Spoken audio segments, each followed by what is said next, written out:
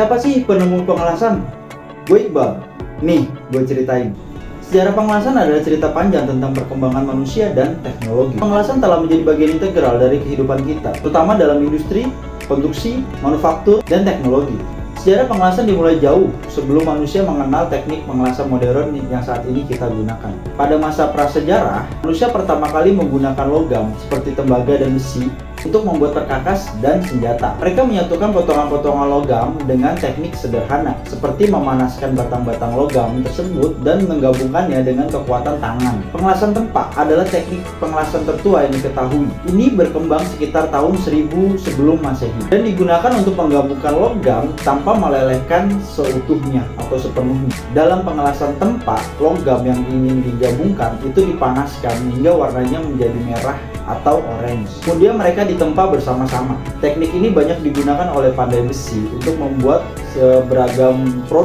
berbagai produk dari logam. Pengelasan tempa ini masih menjadi teknik yang digunakan selama berabad-abad. Pada zaman kuno, peradaban Mesir, Yunani, Romawi memainkan peran penting dalam pengembangan teknik pengelasan. Mereka tuh menggunakan teknik pemanasan logam dan palu untuk menggabungkan logam, serta mengembangkan teknik las panas untuk menggabungkan logam tembaga dan emas. Sejarah pengelasan mengalami perubahan yang signifikan pada awal abad ke-18 dengan ditemukannya arus listrik. Pada tahun 1800, Alessandro Volta mengembangkan baterai voltaik pertama yang menghasilkan arus listrik. Nah, penemuan ini jadi cikal bakal pengembangan pengelasan menggunakan arus listrik. Pada tahun 1802, Sir Humphrey Davy, seorang ilmuwan Inggris, menggabungkan dua batang tembaga dengan arus listrik dan menciptakan proses pengelasan listrik pertama.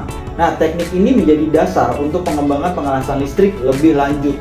Perkembangan signifikan dalam sejarah pengelasan adalah penemuan pengelasan busur listrik. Pada tahun 1880, seorang insinyur bernama Nikolai Bernados dari Rusia dan seorang ilmuwan Prancis, Auguste de Meritens, secara independen mengembangkan proses pengelasan menggunakan busur listrik. Pengelasan busur listrik menggantikan metode pengelasan sebelumnya karena efisiensinya yang lebih tinggi. Proses ini melibatkan pembentukan busur listrik yang panas dan intens antara elektroda dan logam kerja. Busur ini melelehkan kedua permukaan, dan ketika busur dipadamkan, logam padat membentuk sambungan yang kuat. Teknik ini mengubah wajah industri dan konstruksi, memungkinkan produksi yang lebih cepat dan akurat. So,